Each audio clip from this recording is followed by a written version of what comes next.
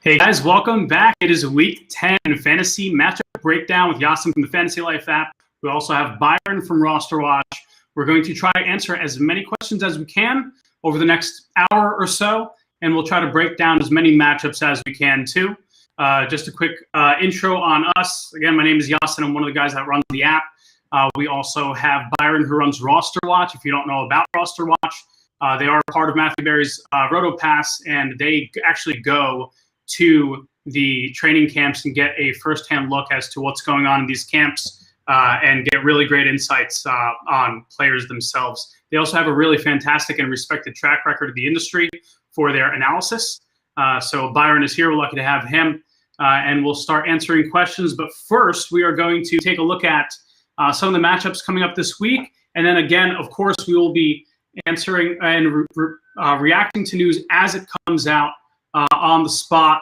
For example, right now, Miles Sanders is saying that he feels good. He feels normal. And he's ready to get back and stack these wins up, which means that Miles Sanders is probably a go. So what I want to do first, Byron, is actually head over to the Philadelphia Giants game and talk about the players there. Why don't we start with Miles Sanders and what it means for the backfield in Philadelphia, then we'll flip it around and go to the Giants.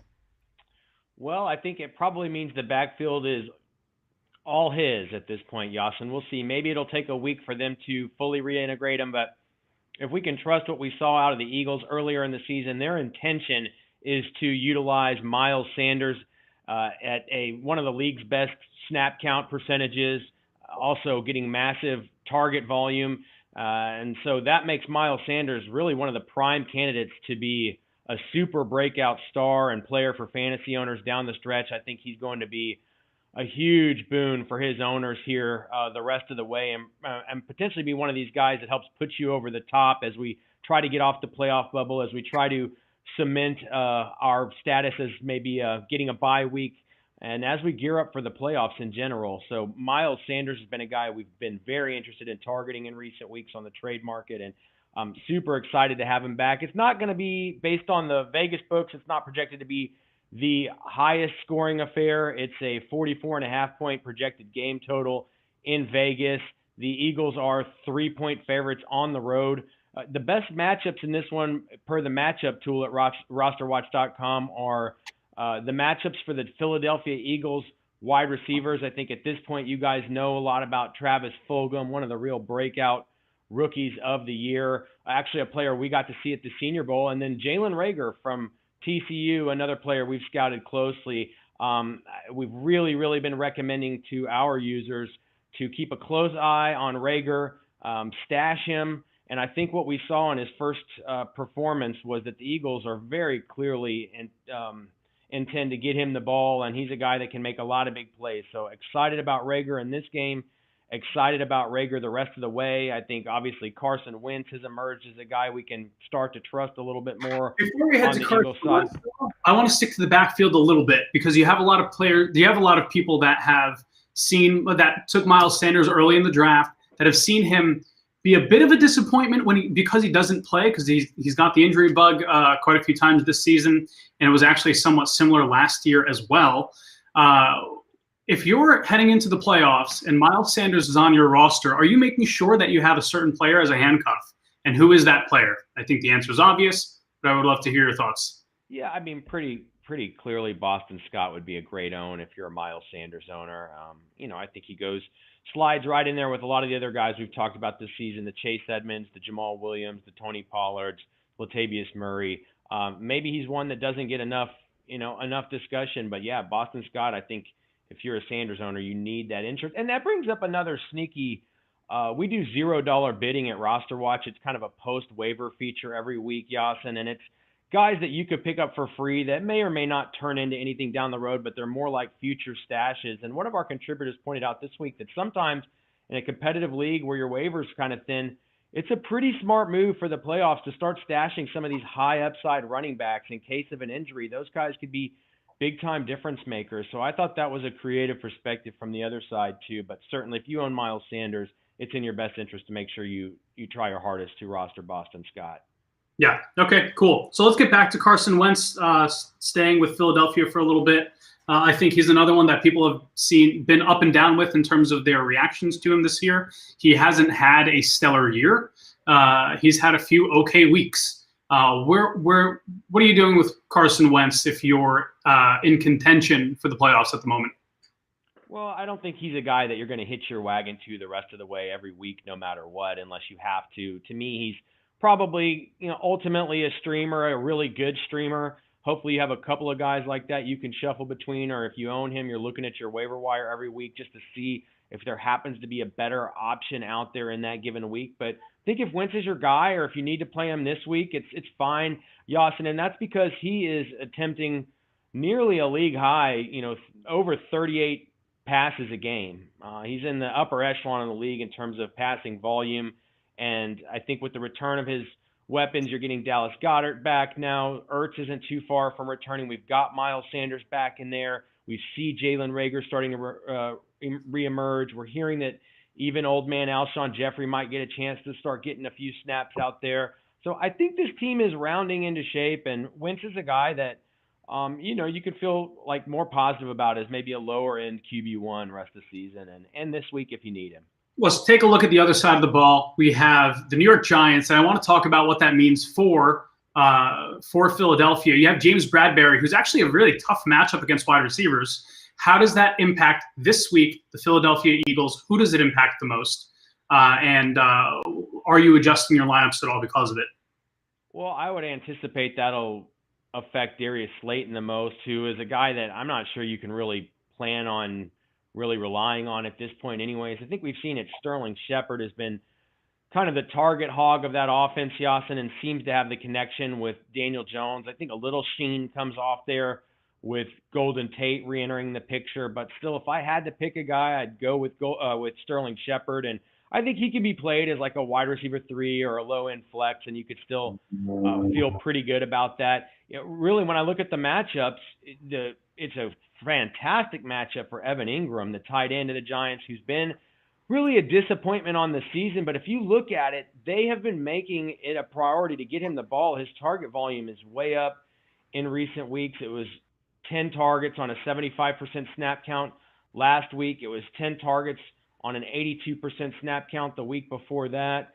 And I think even if we go back to week 7, it was 9 targets on an 83% snap count. So, the big plays haven't been there. He finally got on the end zone last week. But I actually think if you have to look at playing Evan Ingram this week, this is a sneaky spot to do that as well. Got it. So I might have misspoken earlier. James Bradberry, cornerback for the Giants. Is he going to be shadowing someone this week on the Eagles? Because I think he's been a tough matchup against wide receivers. So do you have an idea of who he might be shadowing if he does shadow on the Eagles? I'll tell you what, I can pull up Pro Football Focus. They're not always totally accurate with this, but they assign they definitely assign projected matchups. So let's see who Bradberry is going to be on. Bradberry, they have Bradberry on Fulgham. So that's just more love there, Yasin, for my guy Jalen Reagor this week. I mean, I think you can play Reagor this week. He looked good in his last performance. So I would definitely go there if I had to. The other thing to watch here, we need to see what Devontae Freeman's status is, because he was kind of questionable the last few days at practice. I mean, if he misses time, Wayne Gallman is not a good play, but he's the best play in that backfield, and I think you could do worse if you were in a real pinch. So that might be another player to watch here.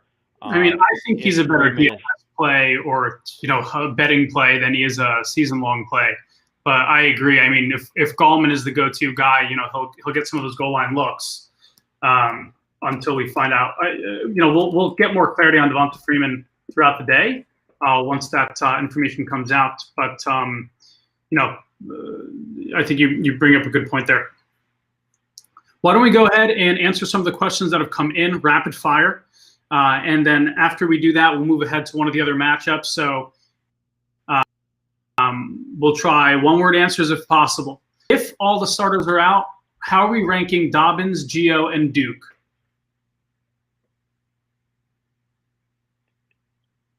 We're going to go with Duke, and then probably very close between Gio and Dobbins. Probably Duke, and then Gio, and then Dobbins. I was going to say Gio, then Dobbins. Yeah, but I don't think they roll out P. Ryan against the Steelers. He's not going to be effective against them. I think that's a Giovanni Bernard game, even though it's a tough matchup. Let's take a look at Hawkinson, Goddard. How do you rank these guys? Hawkinson, I mean, if he was a little banged up at practice, we got to make sure he plays. But if he plays, I mean, no Kenny Golladay. This matchup is an absolute funnel for the fantasy tight end on the Detroit side of things. I don't see how you get off of Hawkinson at this point if he's good to go. Cool. Who are you sitting at out of these options? Aaron Jones, James Robinson, Kareem Hunt, Mike Davis. I Kareem Hunt only because it looks like Nick Chubb is on his way back. We'll find out for sure today. But the other three, I really like them going this week. Looks CMC is likely going to be ruled out officially today. But I'm personally sitting Kareem Hunt in a standard league. What are your thoughts? I think that's a logical thing to do. It is worth pointing out that somehow, some way, Kareem Hunt was almost better when Nick Chubb was in the lineup earlier this year. So that's something to keep an eye on. But, I mean, it's difficult to argue him versus Mike Davis, who has the whole thing to himself, and the other guys are must-starts. Cool. Out of these four options, who are you saying? Chase Edmonds, Kareem Hunt, Mike Davis, James Robinson. A little different than the last question, but I think I'm sitting Edmonds. Yep, especially if Drake gets the green light. Yeah. Nick has a question. Antonio Brown or Michael Thomas? Michael Thomas. I don't know why I read that out loud. Once I read it, I realized the end be clear to everybody. This person has Wentz and Miles Sanders. Should he play Wentz or bench him for Carr and avoid the stack? You just need to play the quarterback that's ranked higher and forget about all that kind of subterfuge. So we'll tell you who we have higher here. We have Carson Wentz as our number 11 quarterback, and we have Derek Carr a few spots behind that. So I'm going to tell you to roll with Carson Wentz. Cool.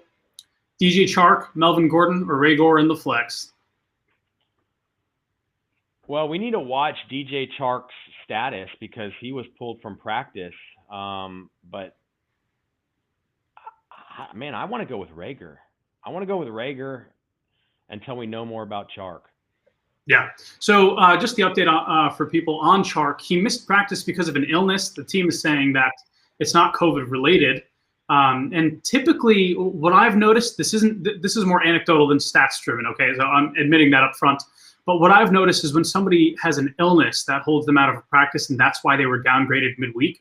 It hasn't seemed to affect performance much come Sunday, as long as they're upgraded and feel better by the end of the week or, the day before the game. If it was, they had a hamstring injury midweek, that's a bigger deal. But for me, if Chark is, if he was downgraded because of illness, I'm not too worried about that injury. Unless it's lingering and they say he hasn't gotten better, I'm not worried about that much holding him back. Yeah, I mean, it's potentially a good game script for Chark too, like huge underdogs, a pretty good, 49.5 point game total. To me, I know we had the big breakout. Like, I think DJ Chark is a sell high right now just because I don't know what to expect from him the rest of the way. I think it's very difficult to trust that situation. It sets up pretty well for him, but I think if you ask me, man, I'm going to tell you, I trust Jalen Rager more this week. Okay. Herbert or Josh Allen this week? Ooh, two very similar quarterbacks. Let's see. Josh Allen is our number 2 quarterback, so that's who we'll roll with. Okay. This is more of a fun question to try to figure out what's actually being asked. In a standard PPR league, so let's assume it's a PPR league. Okay. Are you going Gio or the other guy? Gio or the other guy. Maybe I'm missing this one, but on the bottom of the screen, Ballage, however you pronounce that name. Oh, Ballage. Man, I know people want to talk up the Ballage revenge narrative coming back to Miami, but dude, I'm gonna roll with Gio in a PPR. I think he's gonna get the targets in this one, especially if Mixon is sitting or limited in any way. Yeah, obviously, caveat is if Mixon is out. If Mixon plays, then we would go Ballage there. Yeah.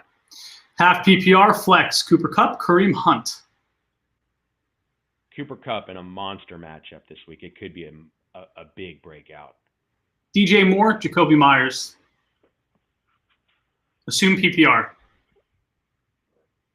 You got to go with Jacoby Myers. It's crazy to say, but he's the best wide receiver on that team right now. It's crazy to hear, by the way. But I think I agree with you. I mean, how long can you keep trotting out DJ Moore and just getting bludgeoned by like goose eggs and 2-pointers, 5-pointers? You can't do it. You can't. People can be stubborn, present company included. Mike Davis or Kareem Hunt? I'm Davis. Personally going Mike Davis, and Stan probably PPR too, right? Yep. Just Jared Cook or Gronk, standard rest of the season. I'm going Jared Cook. Who you got? Close. I'd probably stick with Gronk. Okay. Antonio Brown or Jacoby Myers, PPR? We're going to have Antonio Brown ranked higher, but boy, Jacoby Myers is really getting pushed up the board this week. So we'll stick with Antonio Brown in this one. Okay. I have some kicker news for people. Nothing crazy, but Washington's kicker, Dustin Hopkins, is not at practice. Obviously, he's been limited the past few days with a groin injury. So I'm guessing that's going to mean the practice squad, Kari Vedvik, is going to be kicking this weekend, but we'll see when the final injury report comes out, just as an FYI, because some people will argue that kickers do matter. They do, man. You should get 10 points on your kicker every week, man. If you don't, you should be disappointed. That's right. Who you say these three options? Woods, Gibson, Mike Davis? Probably Gibson. A little Trade worried with Alex Smith and that whole situation. I am too. Trade question: David Johnson, Robert Woods, Gesicki. 4, Gurley, Hurst, Fulgham, and Jacoby Myers. Which side wins? I mean, that's pretty much all about whether you need to get 4 players in return and you can start those guys. I mean, if you need wide receivers, it sounds like. I like getting Gurley kind of as a buy low during his bye here, even though there are some concerns. I think he's a pretty decent play rest of the way. Yeah. Defense, Tampa Bay or Minnesota Vikings this week? I think we're going to have the Bucks ranked a little bit higher there. They're just a more talented defense. Okay. Dan has a question. How would we order wide receivers rest of the season? I mean, yeah, here, you answer this one. I actually don't know how I would answer this. It's a tough one. I think Godwin is still going to be the target leader based on what we saw, even with the splint on his hand last week. So I think I'd give the edge to Godwin just based on everything I saw at training camp, but it's super close. So you can make an argument for all 3 guys. AB is probably the best wide receiver on the team, and Mike Evans might have the most well-defined role out there, the big body on the outside of the red zone target. But if the trends continue, I'd say Godwin. Okay. Another week, another Zeke question. Let's talk about Zeke going forward. Are we keeping, trading? What are we doing with Zeke? Keeping and possibly trading for at this point, not because I have sky-high expectations, but because his value's rock bottom. And I think if you've really paid close attention, the return of Zach Martin has really helped that offensive line. People aren't talking about that. That's a boon for Zeke. And also, sounds like we'll get Andy Dalton back here on the other side of the bye, most likely. I think all of that improves Zeke's situation rest of the season. I don't think he returns to who you used to think he was, but I do think he becomes more valuable down the stretch than he has been lately. So I'm going to point something out, and this has more to do with the psychology of how people draft and how people rank and play fantasy. The fact that so people have recency bias no matter how much they try to eliminate it. When it comes to Zeke, remember this for the draft next year.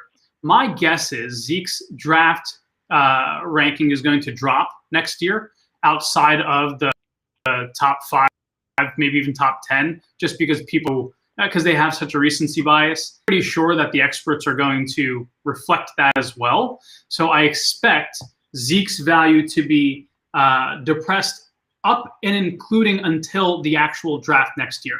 So I think Zeke is a nice get for RB1 potential in the draft next year without having to take him as a top 3 pick. To your point, that means he could represent a decent buy in Dynasty right now as well. Yes. All right. Will Mixon or Carson play this weekend? Justin, unfortunately, we don't have the answer to that. Looks like Carson might. Looks like Mixon might not. But we'll know later in the day. So pay attention to the alerts on the app. We'll absolutely let you know. All right, this week, are we doing Russell Wilson or Josh Allen for week 10? I'm going Russell Wilson. Who do you got? We have Josh Allen ranked ahead of Russell Wilson this week. Well, you guys are wrong. So Josh Allen. Josh Allen with a good matchup. Russell Wilson with a tougher matchup. Fair. I still like Wilson. Look, this is one of those options where you have two really great players that have either for matchup purposes or because they're just fantastic players, are most likely going to produce attractive enough fantasy numbers where if you roll one out and they end up underperforming the guy that you left on the bench, don't be upset about it. You still made a logical decision. Either one of them is fine to roll out, and you can justify using logic and reason which one you should roll out. So you shouldn't be too upset with either one that you start there.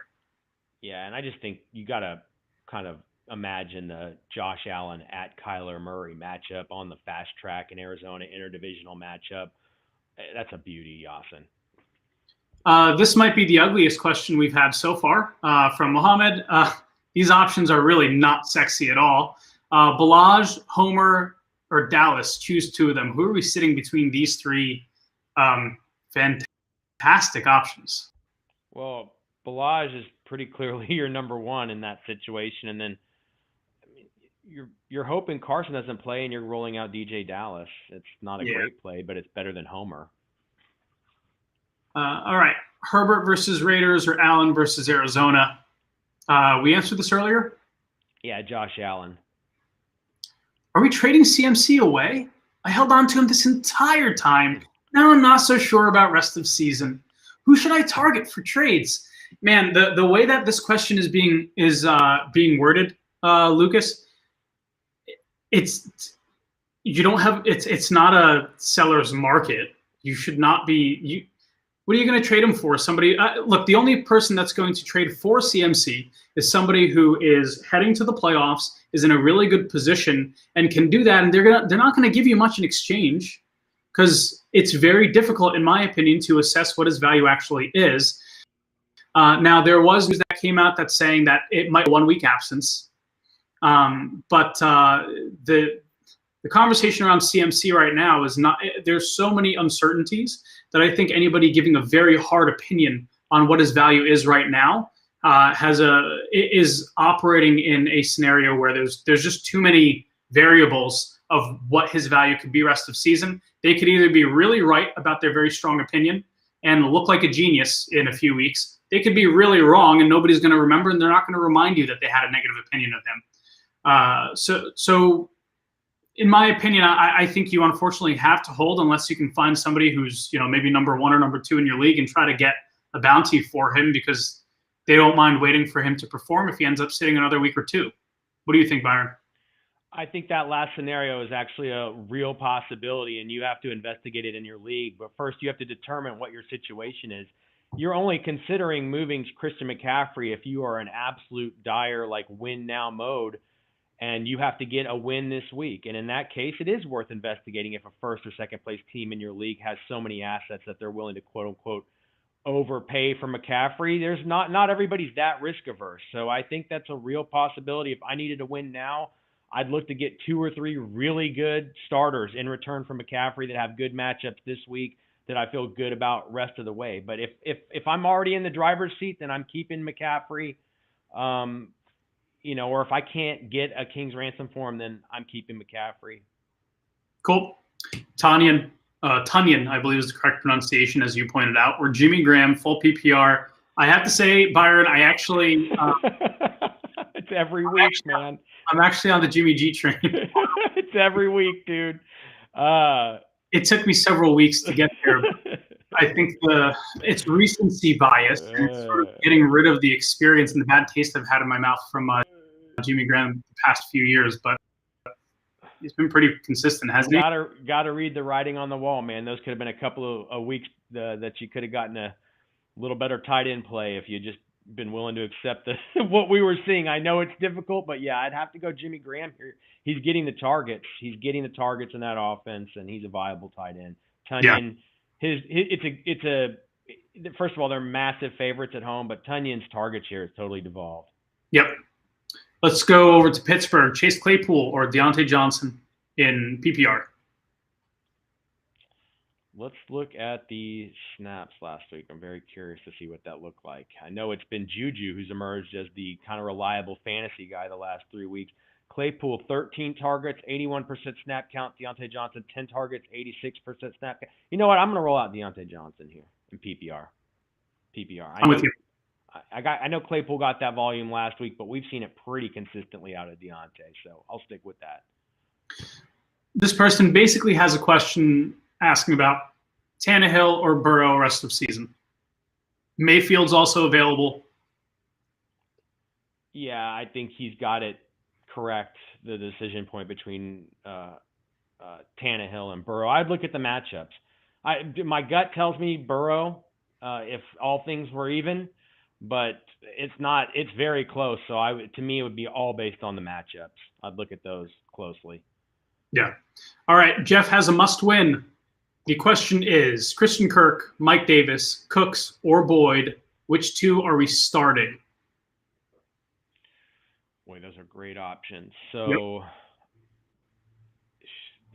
yep. I really like Brandon Cooks this week. I think Christian Kirk continues to be in a very sneaky spot this week with Tre'Davious White likely to lock horns with DeAndre Hopkins. I like those two dudes. So then I think we got to decide between Mike Davis and who was the other one, Yasin? There's Mike Davis, Cooks, Boyd, and Christian Kirk. Mike Davis and Tyler Boyd. Let's see what that looks like. So Tyler Boyd is going to be. That's a pretty good matchup for Tyler Boyd. And then Mike Davis, we just like the volume in a bad matchup. Dude, is this a PPR league? Assume PPR. I think I'm going to roll the receivers, man. I know it's risky to bench Davis, but I think I'm going to roll the receivers. Maybe if I'm going to bench anybody, it'd be Boyd for Davis. Okay, fair.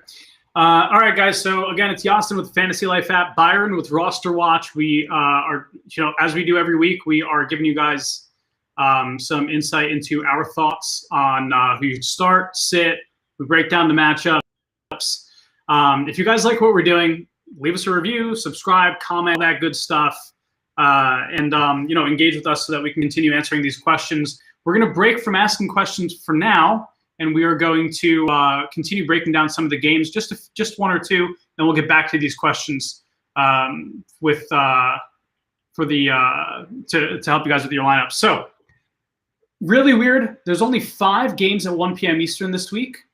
Unheard of. I've been doing this for several years. I've never seen such a weak lineup, slate of games at 1 o'clock. So it's very light. It's really weird. But we have Washington and Detroit. Well, thank goodness that means we've got like more than 3 afternoon games or 2 or 3 afternoon games. There's 6 afternoon games. Yeah, that's the way it should be every week, truthfully. I mean, it makes my job easier because I do breaking news during the week on Sundays, and it makes it very difficult. So let's talk about Washington and Detroit. It's not the sexiest for over/under. Washington and Detroit is actually there's no game total coming in on that one at this moment. I wonder if there's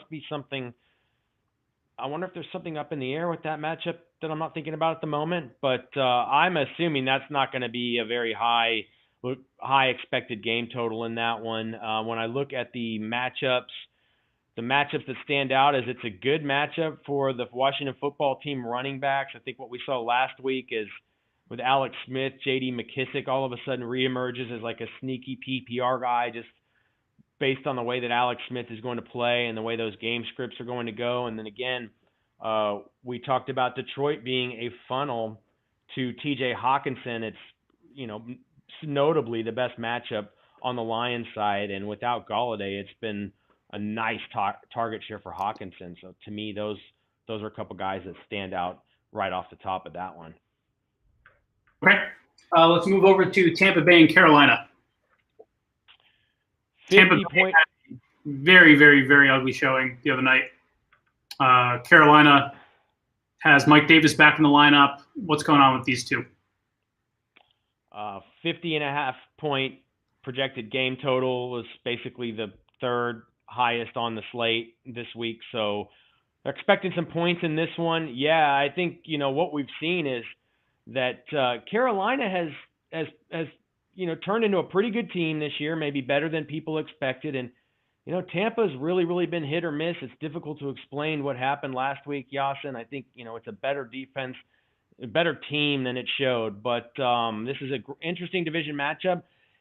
The Bucs are 6-point favorites. Kind of surprises me, and that's good to see because the best matchup on the Bucs side of the football is for the fantasy running back. We've seen some great success against these Panthers from running backs this year, especially earlier in the season. But look, at this point, it's pretty clear that if you've got to play a Bucs running back, it's going to be Leonard Fournette, just based on the way they like to use him in the passing game, and for a couple other reasons as well. So, to me, Fournette emerges as a sneaky guy this week. I do expect Tom Brady to bounce back. I'm not sure we can pinpoint which of his pass catchers are going to have the big outbreak this week, but I think you can kind of, all those arrows point back to Brady, who has kind of like a middling matchup for fantasy quarterbacks this week. So I like Brady.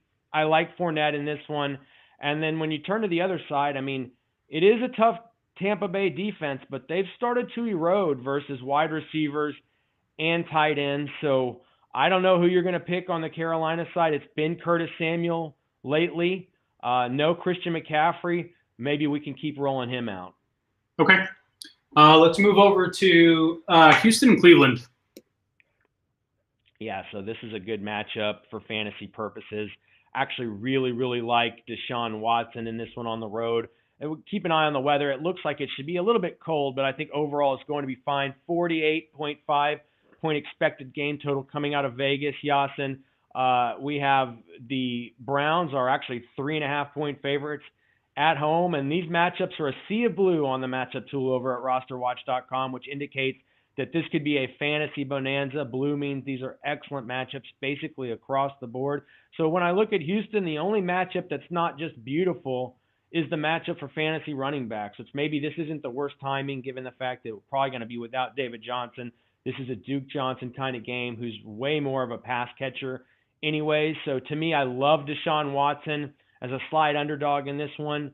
I think he's going to have to throw it to Duke Johnson. They're not going to have a running game. I expect Will Fuller and Brandon Cooks to both be awesome plays this week, as they have been the last month for Cooks and really all season for Fuller.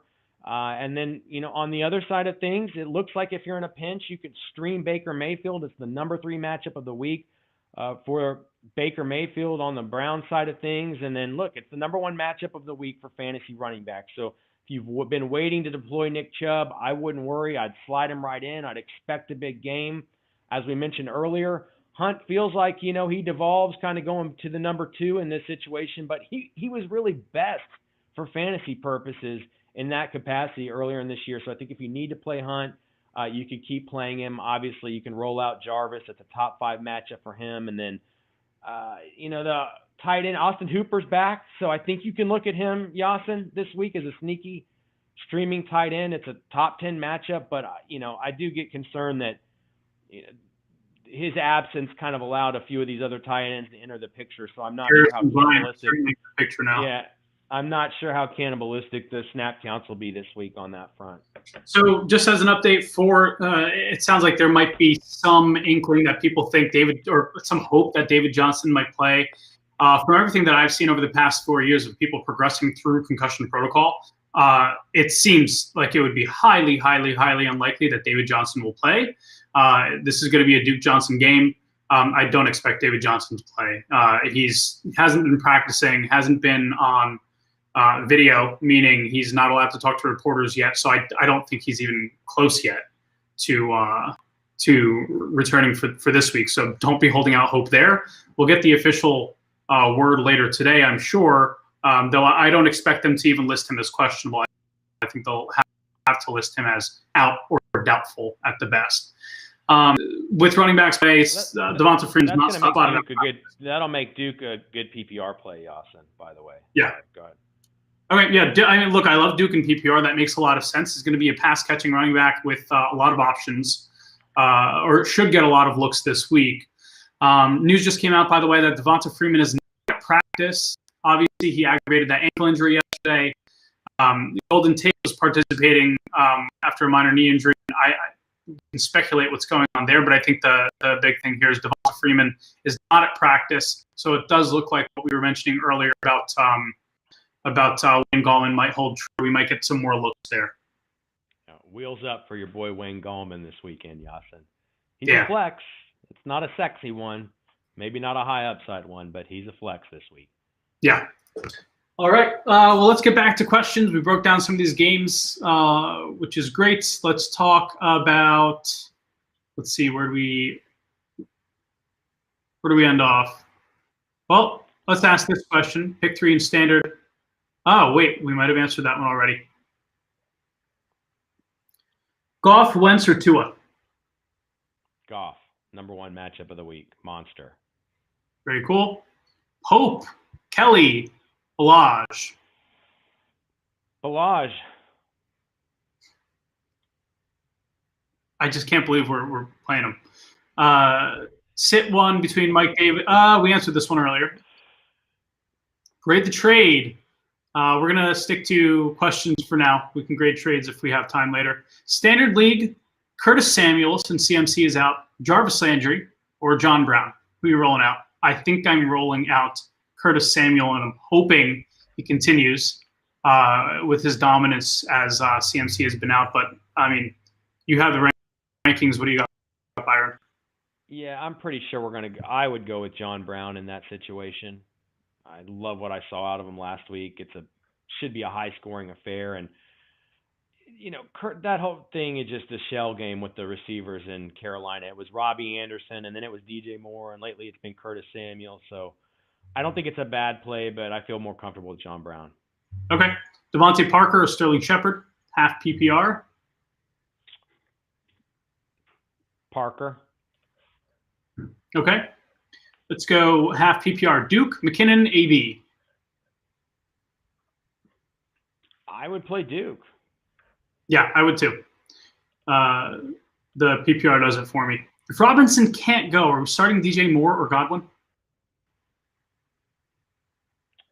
Yeah, if you need to. I think those are, you don't feel great about either of those dudes, but I would start Godwin over DJ Moore. Yeah, I would too. Are we starting Wentz, Goff, or Big Ben? I think the answer is Goff. Yes. Miguel is asking, the weather seems like it's going to be bad in Cleveland. Mahomes is on bye. So Baker or Bridgewater? Well, I would say in a vacuum, I would probably have said, Baker, but I think if you're worried about the weather, I think Teddy's fine. It's a tough matchup on paper, but it should be a pretty good high-scoring affair, and the game is at least at home in Carolina. So, pick 2 to start: Robert Woods, Adam Thielen, Brandon Ayuk, Mike Williams, or Antonio Brown. Assume PPR. Well, we're going to start Robert Woods for sure, and then I can't see the question. Can you reel the other ones off to me really quick? Yeah. Antonio Brown, Mike Williams, Ayuk, Thielen, and Robert Woods. Oh, so Thielen. Okay, so we're going Woods and Thielen. Yeah. Let's go 1 running back, 1 flex, half PPR. You have Edmonds, Gibson, Duke, Deontay Johnson, and Fulgham. So we want Duke. Mm-hmm. So there's one running back and 1. Yeah. So Fulgham, Deontay Johnson, Gibson, and Edmonds. I'd probably go Gibson there too. Okay. Non-PPR, so in a standard league for Michael, are we going Hollywood Brown, Terry McLaurin, or Gibson in flex? Gibson. All right. We have Duke Johnson or Will Fuller. Probably. Half PPR. Yeah, I want to go with Will Fuller, but if people are saying the weather is starting to look a little shaky, maybe Duke is just a safe play there. I don't have too much of a difference between these two. I like both of them. I think they're both good. Primed for having good games. Of course, that could not happen, but they are certainly in position to have good games this week. Yeah, I'd probably roll Duke. Okay. If Mixon is sitting out and David Johnson is sitting out, which he most likely will. Who are we sitting between Duke, Zach Moss, Hollywood Brown, and we'll stick to those. Is it just sitting one? Like definitely sitting Hollywood Brown. So Duke for sure I'm playing. Hollywood Brown for sure I'm sitting. And I'm probably deciding between Moss and Gio. And I would play Fant at tight end this week. Okay. Let's take a look. Are we going Zach Moss or Rojo? Zach Moss. That is not an attractive RB2 situation. No, but it's getting more attractive for Moss. I'd go Zach Moss. Okay. Standard League, Duke Johnson or McKissick? Duke. This person is asking if Gibson is out. I know he was a little limited in practice. I mean, I hadn't seen that he was out.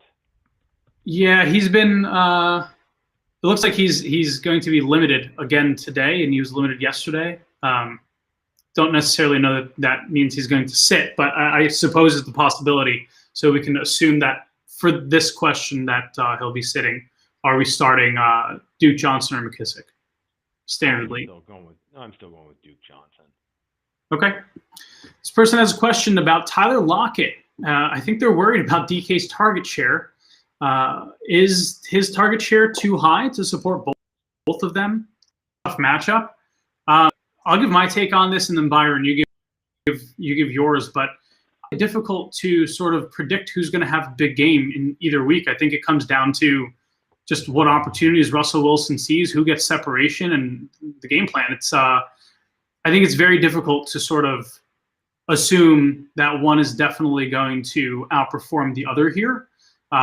We've seen Tyler Lockett go for 3 touchdowns in a game where DK sort of took a back seat. We've seen the opposite happen as well. So what's your official take on this, Byron? I think they're both startable. I mean, DK, a bona fide top 3 to 5 fantasy receiver on the season. He's the most reliable and of the two. So to me, he's gold. He's fantasy gold all season and the rest of the way. And Tyler Lockett, look, I mean, the offense has been on fire this year. So that's made Lockett's numbers look more wide receiver 1-ish than really. He's really a great wide receiver 2 that has like this big boom bust component to his game. And so you've got to just live with that and have other good wide receivers in your stable too, so that you can, as you roll out your core as a group, you can withstand maybe some down games from him. But I also think Tyler Lockett, I know he's coming off of a few down games, but he's a player, if you're worried about his week-to-week reliability, I think he's a marketable enough player that if I would consider packaging him up with somebody else and going after a bigger name wide receiver you feel more comfortable with on a weekly basis down the stretch. But in short, they're both startable. Yeah, I mean, you start Tyler Lockett every week and you live with the results. I mean, you're not going to bench him. But this is his history. And this year his upside is more than ever in a given week because they're just on absolute fire on offense. But ultimately, he's not going to deliver every single week. But most fantasy wide receivers don't. To your point on Lockett's value in trade scenario, look, he's still a brand name. He's a well-known entity, and he's had some really great numbers that he's put up. So I think somebody who's fighting for a playoff spot might want Lockett because they might see him as one of the ways where if he has a boom week, that can really get them past the first tough matchup of playoffs. Go after Julio on a bye, or I would look at it. Go after DeAndre Hopkins, a down week last week, another tough matchup this week. Those are the things that I would look at, with Lockett. Yeah. All right. Let's go to starting 3 PPR: McLaurin, Shepard, Marquise Brown, Godwin, or Ayuk. Which 2 are we sitting? We're sitting Hollywood. I'm sitting Hollywood, and I think I'm sitting Shepard. No, I'm sitting Ayuk. Yeah, I think I'm sitting Ayuk, dude. I mean, Debo so Ayuk sounds like he's out, but still, it's just a bad situation. Yeah. Okay. Half PPR from Kevin. Hooper, Goddard, or Engram this week and rest of season. They're rostering all 3 of them. They need to drop one, at least. I think it's Ingram, not because he's been good, but because of the direction his targets have been trending, and the other guys aren't guarantees either. I think I'm dropping Hooper. Hooper's the one that I'm definitely dropping. Yeah. Hang on to Goddard, see what. But Goddard's very playable the next few weeks, you know. Yeah. All right. So let's take a look. By the way, trade deadlines coming up in the next 1, 2, maybe 3 weeks most for most leagues out there, Yasin. So we don't get the luxury of being able to pick all our spots exactly right at this point. You got to start thinking about just making the moves you need to make to either get in the playoffs or to cement having a formidable roster for their playoff run. Let's talk trades then. Austin has a question. Would we trade away Robert Woods, Juju, and Moss for Gurley, Landry, and Corey Davis? No. Not I unless don't blame you. you'd have to be dying to get Gurley for that to make sense, and he's on a bye. If you really needed the upgrade at running back is the only way I would consider that. You'd have to view Gurley as a big upgrade over Moss, which he is, but in a vacuum, I'd say no. Okay. Choose 2. PPR, Ayuk, Brown, Shepard, Geo, Duke Johnson. I think it's Geo and Duke Johnson if we don't get Joe Mixon. Yeah. I don't see how you can play Hollywood Brown unless you have to. Yeah, I agree with that. All right, let's talk Ayuk, Cooper Kupp, Curtis Samuel, and McKissick. 3 flex spots. I feel like I would like to be in this league. Who should I? It's some fun league if you have 3 flexes. Who are we benching? Well, I think we like McKissick and Kupp. So who was the other one? Ayuk versus Ayuk and Samuel. I'm sitting Ayuk. Yeah, I think you just sit Ayuk. It's tough to bench Samuel right now. All right, let's go to the question. All right, let's go. Pick one. Rager, Landry, Jefferson, Moore. Rager. Okay.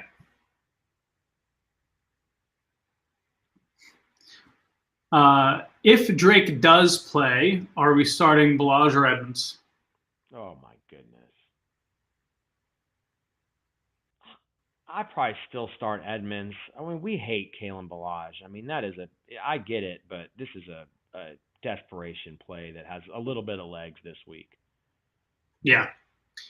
All right, let's take a look at rest of season, Eckler or Gaskin. 2 guys on IR. Looks like Eckler might be back sooner than the other.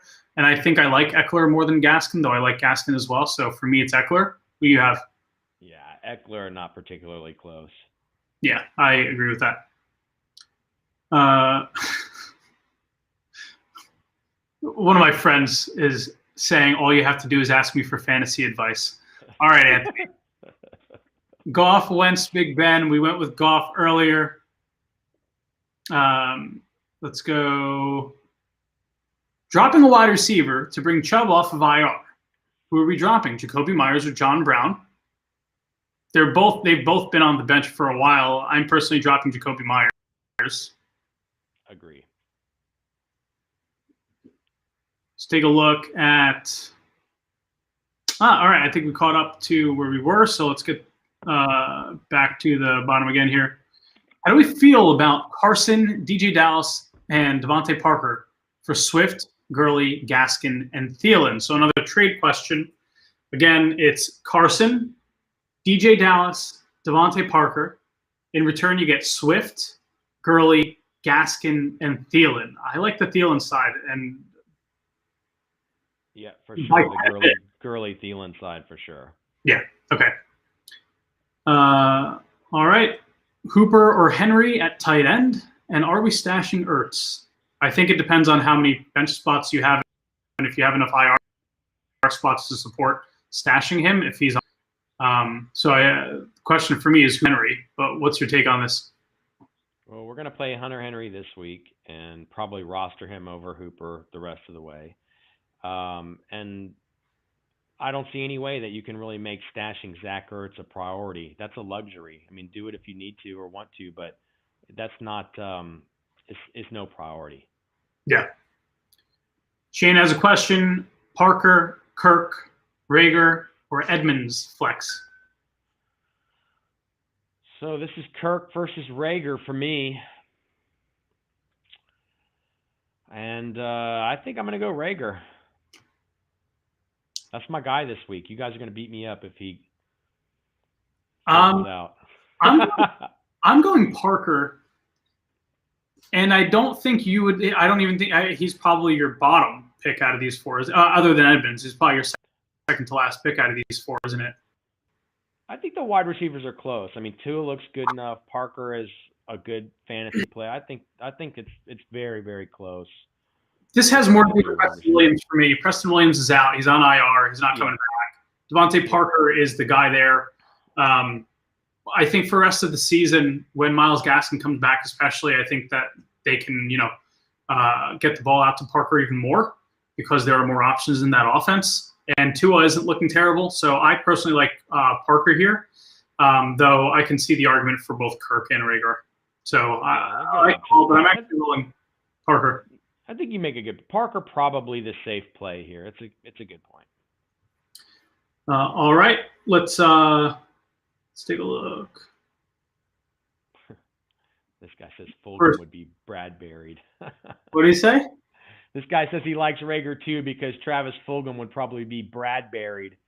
Harmony Lewis. That's pretty funny. I agree with Bradbury's looking really, really good, and he's going to be occupying the other side of the field. First of all, you're welcome. If Drake plays and Ingram sits out, both of which I think are likely, who do you like more, Dobbins versus New England or Edmonds? Dobbins. I knew you were going to go Dobbins. I agree with you, though. He says if Drake plays, right? Is that what he said? If Drake plays? If Drake plays, yes, and Ingram sits out. Yeah, Dobbins. Yeah, I agree with you there. Pick 2, Justin Jefferson, T. Higgins, Mike Evans. Who are we sitting? This is a tougher one. I think I'm going to go with the I don't like saying what I'm thinking, but I'm not sitting Mike Evans. It's got to be one of the other guys. No, I was thinking I was going to sit Mike Evans. But as you can see, I'm not very comfortable with the idea. Yeah, I get it. I mean, any two of those three could hit, right? But let's see. We have Justin Jefferson, and where do we have T. Higgins? I have Jefferson a couple of spots ahead of T. Higgins with a much nicer matchup. I guess that 45.5-point game total. You know what? I think I'm going to go Evans and Higgins and bench Justin Jefferson, and I'm going to update our rankings live on air. Okay. Good question, I suppose.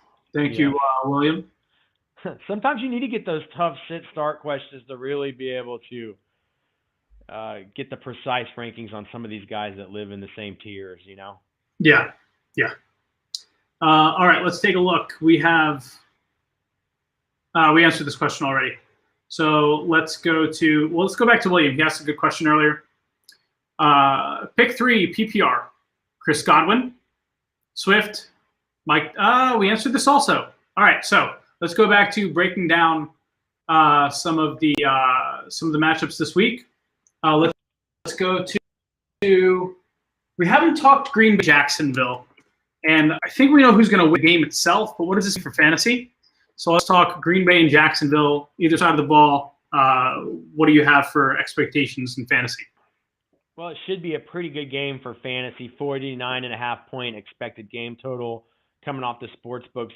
The Packers, massive 13-point favorite. So they're actually one of the waiver wire defensive darlings in season long this week, is picking up the Packers defense as a sneaky play in this one. It's just tremendous matchups, Yasin, across the board for the Packers. It's the number 2 matchup of the week at home for Aaron Rodgers. It's the number 4 matchup of the week for all of the fantasy wide receivers on the Packers side of things. Aaron Jones is a top 3 matchup this week. And then I think we've already, basically put to bed the idea of playing Robert Tonyan, even though it's the number 1 matchup of the week for fantasy tight end. So what this tells us is that it looks like it should be an awesome game for Aaron Rodgers, even though it looks to be a blowout. I don't care. I think that's how they're going to score the points, is those are going to run through Aaron Rodgers this week. And obviously you feel great about Adams. The interesting thing is to start looking further down the depth chart. I think we have Allen. Do we have Allen Lazard back this week? Oh, he was returning last week. Let me just take a quick look at Fantasy Life App. Like, that's a guy people have been watching, clearly expected to return week 10 is what I have here. It's probably more of a dude just to wait and see what happens this week, but I suppose if he's good to go, could be a sneaky spot for him if he's going to resume his place as kind of the wide receiver 2 on that team. And then when you flip to the other side, I mean, very clearly the best matchup is by far James Robinson. Now, you get a little bit worried that the game script gets away from these guys as huge underdogs, Jacksonville on the road. What does that mean for Robinson still? I think if you own him, you have no choice to play him and feel pretty good about him. He's a guy that can get involved in the pass-catching game as well. Yeah.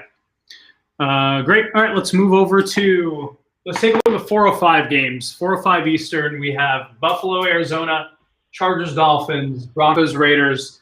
Let's kick it off with Buffalo, Arizona.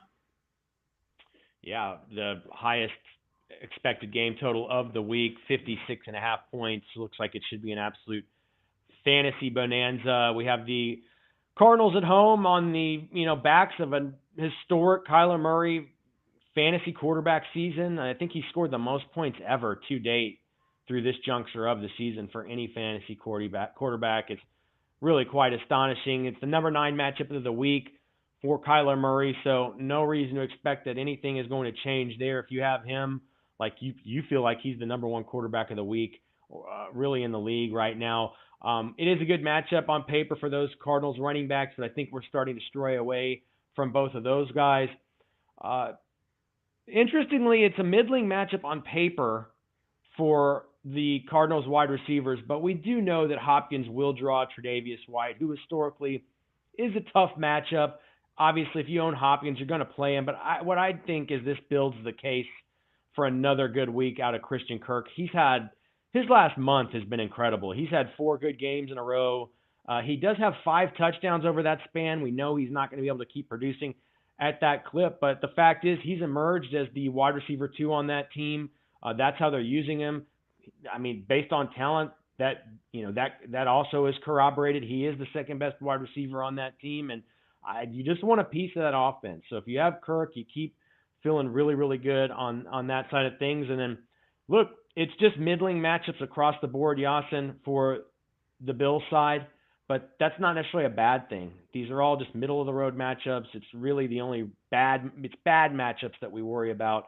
So in this kind of high-scoring projected affair, I think you're starting Josh Allen, you're getting Diggs in, you're getting John Brown in, and you're playing both Bills running backs, I think, in a lot of circumstances. Clearly, Moss taking the lead role.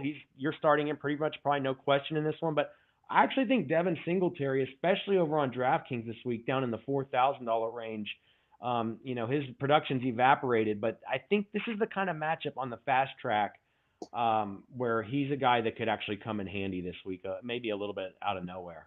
Cool. Let's move over to people that usually enjoy really nice weather.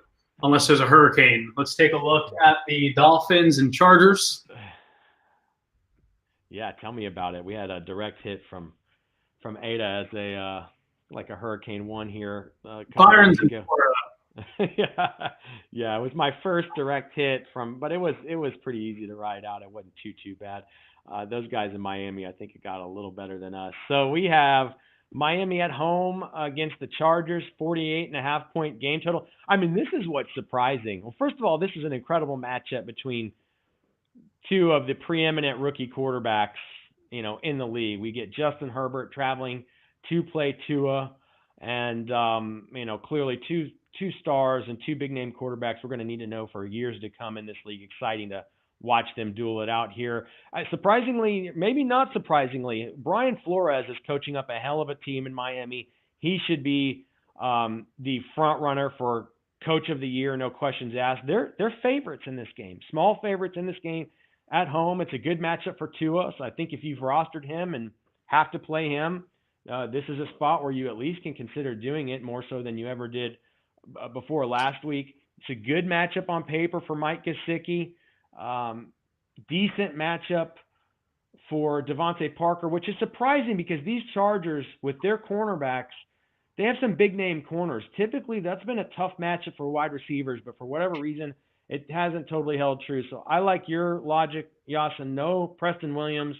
I think it makes Devontae Parker a super safe play in this game. Might also make Mike Gesicki, a more valuable play in a good matchup, whereas maybe you weren't thinking about him a week or so ago. I think maybe we've seen enough out of Tua. No Preston Williams. If you're in a bind, you can consider rolling Mike Gesicki. And look, what we know is Justin Herbert on the other side is going to push the pace of this game. He has been in every matchup he's been engaged in this season. There's a lot of points. The Chargers usually seem to come up a little bit short, but that bodes well for the guys on the Dolphins side in terms of fantasy, is that I do believe Herbert and the Chargers will keep the pressure up in this game. That means there's going to be a lot of Keenan Allen, a lot of Mike Williams, Justin Herbert, a must start at this point. Hunter Henry not delivering exactly what we want, but if you need him, I think it's never bad to roll him out attached to Herbert and this offense. And then, I guess the storyline of the week, though, is a very disgusting storyline. Kalen Balaj returning in a revenge game to the Dolphins after he looked like he sucked in the NFL for 3 years. Finally flashed the guy we saw out of Arizona State. We saw at the Senior Bowl this last week. He looked like a player. The knock Yasin on Balaj has always been that he's not a football guy. He's not super interested in football. And this was the first time in years I've seen him look interested on the football field, and I thought his skills really showed up this last week. So if you need him, I think he's there. It's always going to feel a little nasty rolling Balaj out, but if I had to go with the Chargers running back, that's who it would be this week. Yeah, okay, fair. I'm avoiding him, but I guess if you have to roll somebody out. He's a smart guy to avoid, man. Yeah. All right, let's talk Denver, Las Vegas. Raiders against the Broncos. There are some matchups here to be excited about. There have been some people that have been surprised, decent performers. I think Carr is having a better season than people were expecting. He's, in my eyes, he's sort of like Jimmy Graham. It's like, hey, you've been over-promising and under-delivering for several years now, and now you want us to believe that you're the real deal. I don't know if I buy it yet, but I think he's winning me over. Let's talk about Las Vegas first. Yeah, definitely startable this week, Derek Carr, if you need to go there. Really emerged as like a quality streaming, quarterback. Still not totally convinced that the massive upside is there on any given week, but it is the number 11 matchup of the week and in a 50.5-point expected game total at home for the Las Vegas Raiders and for Derek Carr there at the helm. And, the good news is we'll get corroboration on that play because the other good matchup in terms of the Raiders is for their fantasy wide receivers. I think you look to Nelson Aguilar. I think you look to Henry Ruggs. Aguilar in season long, I think if I need him, I play him. Ruggs is more of probably a low-price DFS play or like an emergency desperation play in season long, but type of guy in a good matchup you don't want to sleep on that can break out big at any given moment. So not the worst player to slide in if you have to. Ruggs there with Aguilar and Derek Carr. Josh Jacobs, very interested to see what his volume is this week. He looked a little banged up the last couple of weeks. Really didn't get the touches last week. We saw Devontae Booker get involved. Still, Jacobs was able to salvage a good day. I think you just are tapping the brakes on maybe what his potential upside is this week until we see exactly, what kind of volume there. Are they willing to return Josh Jacobs to that top 3 volume that he was getting early in the season is going to be a narrative that we need to watch because he hasn't been a real efficient fantasy player otherwise. And then Denver, if you guys went with Drew Lock last week, it was painful for the first 3 quarters. But what we see in Denver is a team that in these good matchups, in these high-scoring affairs, they got to shoot out late.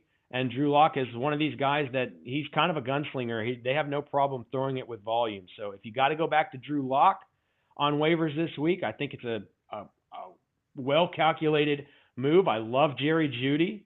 I love Noah Fant. I think Noah Fant is one of the great tight ends to target rest of season.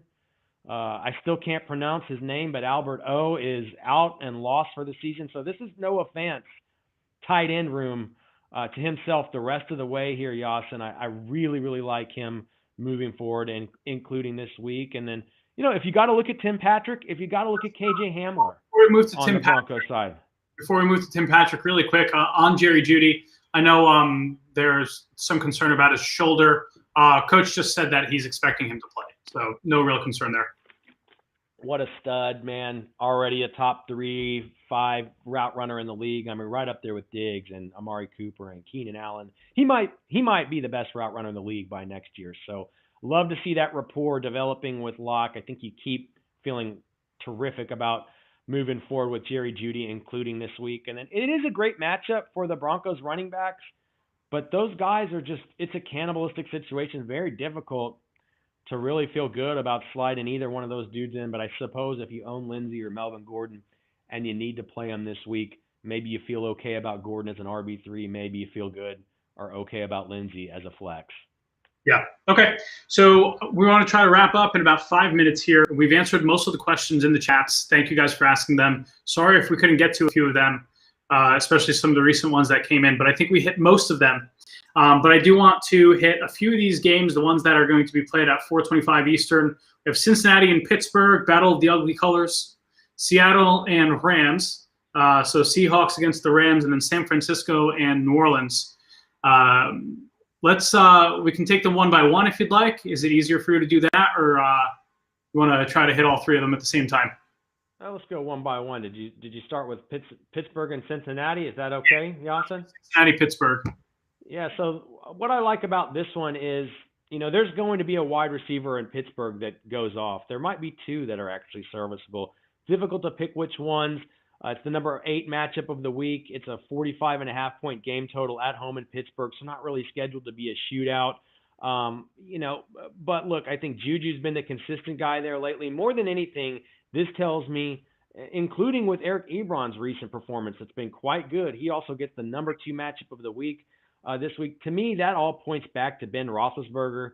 This is a spot where if I needed to, I would highly consider going back to Ben Roethlisberger as a streamer. Like, I like him probably right up there with Derek Carr and Drew Lock. I think he'd be right kind of in that category this week. So if you need him, you feel good, pretty good there. Ebron, again, if you got to go back to the well with a waiver tight end, not a bad spot to do it in a great matchup. And then look, James Conner has really only screwed us twice this year. Yasin, last week he screwed us badly in a game that looked like it was going to set up for a James Conner dominance. And outside of that, it was week 1, a very strange week 1 for Conner.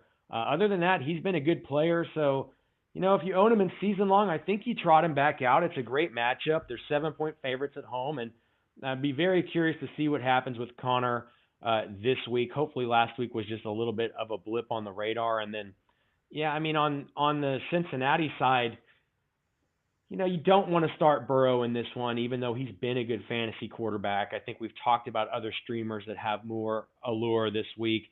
It's a decent matchup for their wide receivers on the Cincinnati side. But again, which one do you pick? I still think T. Higgins is the most effective, most efficient of all of the wide receivers there on the Bengals side. And then, look, you hate rolling anybody out against this Pittsburgh Steelers defensive front.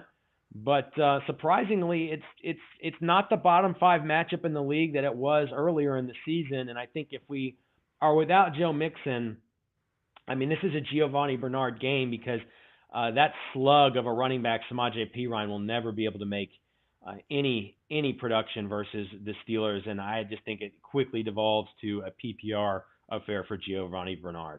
This will, of course, mean that he goes off this week. Laviska Shenault is ruled out. So just an FYI to you guys that are rostering Laviska Shenault, he was ruled out with that hamstring injury. Guys, this should not surprise you when you see somebody like a running back or a wide receiver have a hamstring injury and it takes them out of a game. You shouldn't get into the habit of expecting that person to return the following week. Hamstring injuries, statistically speaking, are multi-week injuries. They usually keep players out for a little bit. So, Laviska Shenault being out this week should not be a surprise to you if you're rostering him. Hamstring injuries are really tough, and they're not something that you just, if it's knocking you out of a game, it's not something that you're going to be able to come back from same week. So Laviska Shenault out. Let's talk briefly about Laviska Shenault being out and what that means potentially for DJ Chark. My guess is that you guys had already not had him ranked. Anyway, were you guys expecting him to be out? Yeah, we really had no faith in Chenault having availability this week, and that resulted in 12 targets for 146 yards and a touchdown on 86% snap count for Chark last week. Again, who knows what to make of the quarterback situation, but I think you take Chenault out of the picture if Chark gets over his quote-unquote illness. I think it's if you own him, it's going to be one of the better spots. You feel most confident in rolling him out. But if you look down the depth chart, never a guy that you can trust. It seems like every time you play him, he ends up ghosting you. But it was Chris Conley, and we've seen this the last 3 or 4 years where you have to think about using Chris Conley here and there. 8 targets, was basically the second leading wide receiver on the team in the absence of Chenault last week. So maybe you could look to Conley if you were in a real pinch. I think at this point we're sort of looking at DFS plays versus season-long plays. Yeah, like Keelan Cole or Conley would be like exactly dart throws for min salary on DFS. Yeah, exactly.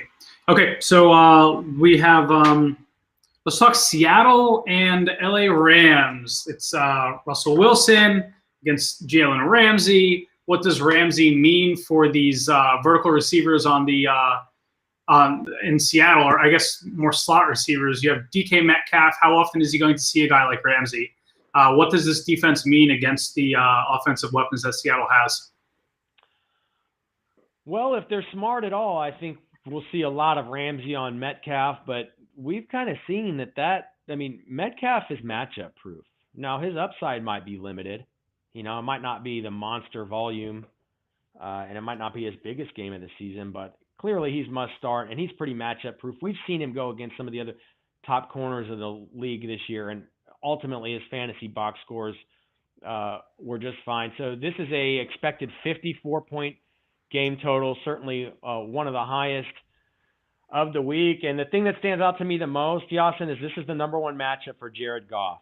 So you're in Jared Goff heaven right now. If you own him, this is the week to play him. If he was on your waiver wire, is on your waiver wire, absolutely the perfect streamer for week 10 would be Jared Goff. And I really expect that to pay big dividends for the wide receivers. It's also the number one matchup of the week. You just start your receivers against these Seahawks this year. So Robert Woods, but specifically it's Cooper Kupp, who our models are really trending toward this week. So you feel good about both those guys. Tell us why. Can you tell us why one receiver over the other, just so people that are tuning in can really understand why that's the case? Yeah, it's going to be the matchup for basically the slot, and this one is Cooper Kupp's kind of getting the nod there in our models, so we like that. And look, don't forget Cooper Kupp had 21 targets 2 weeks ago. We haven't seen anything like that in a long time. So I think he's got some momentum heading into this one, but both of those guys are rock solid, wide receiver twos with upside this week. So you feel great if you are in the business of any Rams wide receivers. Very difficult to pinpoint any Rams running back at this point. Darrell Henderson sounds like he's going to play, but this is a three-headed monster I think you stay away from unless you absolutely have to roll one of those dudes out. I would not go there. And if for some reason I was having to rummage through the trash at tight end, probably more on the DFS side of things, Yasin, I would take a look at Gerald Everett of the Rams too. Look, we know Higbee is back, so that's not great. But in this type of potential shootout, it's Everett who's been taking the large portion of the targets for several weeks now. He's really emerged as the pass catcher at the tight end position. He's super cheap over on DraftKings, so I think you can kind of look over there. And then, on the Seattle side, dude, you're starting Metcalf, like we said, must start. Obviously, you're starting Tyler Lockett, who you hope maybe this is a sneaky spot for Lockett if Metcalf is going to draw a lot of Jalen Ramsey. I think that's a logical conclusion to begin to draw. And then, look, it's the number 25 matchup of the week for Russell Wilson. We saw what happened last week in Buffalo. That thing didn't go too well early, but when it was all said and done, Russell Wilson is still going to get his. And I think that even if Chris Carson, doesn't return, you're really trying to stay away from the Seahawks backfield unless you're in a total emergency situation. Yeah. All right, let's go over to the last game that we'll break down today. San Francisco, New Orleans. San Francisco, what's left of them versus New Orleans Saints, and the fact that Mike Thomas is back and Drew Brees doesn't seem like he's aged in a few years at this point. So, what's the point total on this game? What are we looking at? What are you expecting from a fantasy perspective for this beaten down, just depleted team for San Francisco? I made a joke the other day that San Francisco, doesn't matter if they have no wide receivers, they'll just play all their running backs because that's what they do anyway. They didn't even have running backs on their roster, so they pulled up people from the practice. They're left with not many options here. So, talk to me about what you're expecting from a fantasy perspective, San Francisco against the New Orleans Saints. Yeah, I kind of hate that I traded Jerick McKinnon away a couple weeks ago. I'm actually going to have to go up against him in that league this week. And not because he's a great play, but just the other guys aren't available still. I mean, we got Jeff Wilson out till week 12. I don't think we're getting Mostert or Tevin Coleman back this week. It's a terrible matchup on paper for McKinnon, the number 28 matchup of the week on the road at New Orleans. That said, he got the suck out with the late game touchdown last week. Otherwise, it would have been a total unmitigated disaster for anybody who played McKinnon. That said, I think he's kind of the lead guy in a game where they're going to be 9.5-point underdogs this week. And if you have to go to McKinnon, I think you could do much worse. I expect him to make a little bit of hay in the PPR side of things. I think what's surprising here, and we can look at the implied team totals, but I am a little bit surprised that this is a 49-point expected game total given the state of the 49ers offense, Yasin. I think that lends credence just to the fact that Kyle Shanahan he runs a good offense. It almost doesn't matter. He is able to scheme up pretty good offense, as is Sean Payton on the other side. So a little bit surprising there. Other than that, I don't think, maybe you can look at Ayuk. I know people are talking about Ross Dwelly. He's got the tight end situation all to himself there in San Francisco. But like you say, that's more of a DFS play. I think Ayuk you can play in season long if you don't have better options. Maybe he's like a low-end wide receiver 3 or some type of flex. And then on the Saints side of things, number 12 matchup of the week for Drew Brees. He is looking better, Yasin, like you said. He is looking better, and getting Michael Thomas back and Emmanuel Sanders back, I'm sure certainly contributes to that. So, you can play the wide receivers in New Orleans if you have to, and obviously if you got to go to Brees, you can. And I'm with you. Jared Cook is one of those sneaky viable tight ends the rest of the way, and I don't even think we need to talk about everybody who's going to start Alvin Kamara no matter what. So, look, I know we have to go in a few minutes here. However, news just came out just as confirmation here that Joe Mixon is not practicing. We're expecting him to be rolled out. Obviously, Gio bump him up, but yeah, he's not even practicing. So I think that sort of puts his even the following week's availability at risk at this point, considering he hasn't practiced in a while. But he's not practicing, and reporters are expecting him to be ruled out.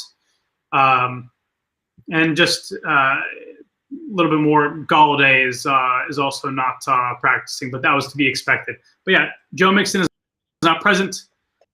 So, which is set him start Gio. Yeah, Gio probably a low-end PPR RB2 this week in a tough matchup, but certainly has upside to perform a little bit better than that. I'm curious, did they say anything about Hawkinson in that Lions report? They did. Hawkinson is back.